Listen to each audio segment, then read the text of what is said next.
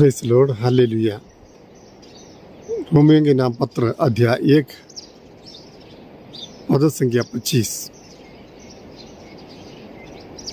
उन्होंने ईश्वर के सत्य के स्थान पर झूठ को अपनाया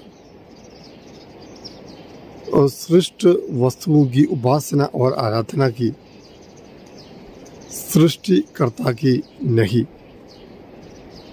जो सदा धन्य है।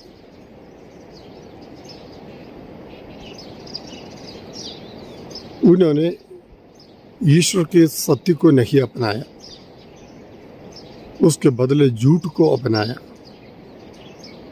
जिसके कारण उन्होंने सृष्ट वस्तुओं की आराधना की और उपासना की, सृष्टिकर्ता की नहीं। हाँ प्यारे भाई और बहनों, सच्चाई को हमें साथ देना चाहिए,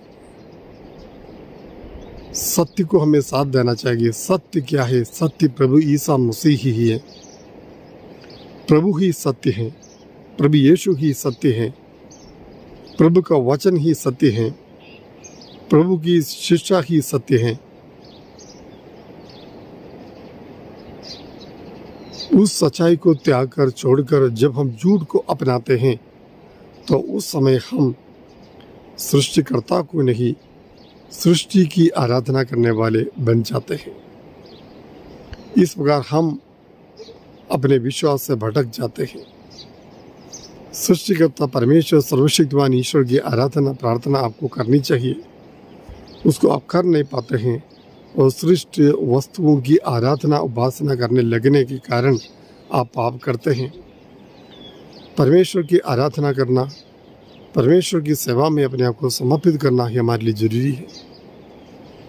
तो सच्चाई को हमें हमेशा साथ देना चाहिए, सत्य बोलना, सत्य के मार्ग पर चलना, झूठ का विरोध करना, झूठ को कभी साथ नहीं देना, यह हमारे लिए जरूरी है। आज की दुनिया में हम जानते हैं दाम करे सब काम, इसलिए दाम कमाने के लिए, संपत्ति कमाने के लिए, पैसा कमाने के लिए लोग तत्पर रहते हैं। सच्चाई क्या है, सत्य क्या है, न्याय क्या है, धर्म क्या है, ये कोई नहीं देखता।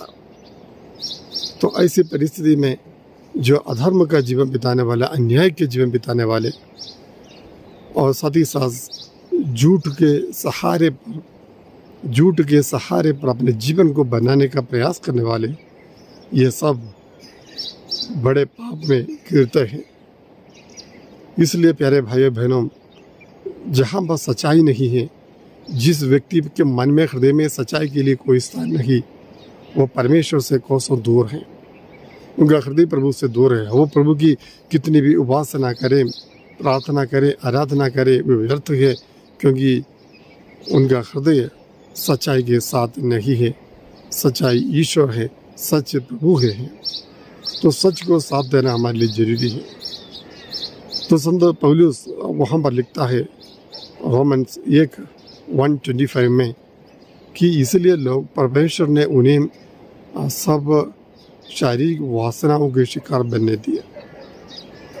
अधर्म करने के कारण, सत्य को साथ न देने के कारण, झूठ को साथ देने के कारण सब प्रकार के वासनाओं के शिकार परमेश्वर उन्हें होने दिया। यानी उनके जीवन एक बंधन में चला गया, उनके जीवन में मुसीबतें आ गई, वो शारीरिक वासनाओं की गुलाम बन गए। तो जब हम झूठ को साथ देते, सहारा देते हैं, सत्य को साथ नहीं देते, इसी प्रकार हम अपने जीवन को बर्बाद कर देते हैं, हम भी बंधन में फंस जाते हैं। तो हमें प्रभु की ओर मोड़े, सत्य की ओर मोड़े और सत्य के मार्ग पर चलने का प्रयास करें। हमें धन्यवाद परमेश्वर आज के वचन के लिए। हाँ प्रभु, हम अपने झूठ के मार्गों से अपने आप को दूर रखना चाहते प्रभु, सत्य को साथ देना चाहते प्रभु, हमें प्रदान कीजिए। पवित्र आत्मा को भेजकर हमारे मन में ज्योति प्रदान कीजिए प्रभु, कि हम सत्य को पहचाने और सत्य को अपनाएं। आमीन। सर्वशक्तिमान ईश्वर पिता और पुत्र और पवित्र आत्मा आपको आशीर्वाद प्रदान करें। आमीन।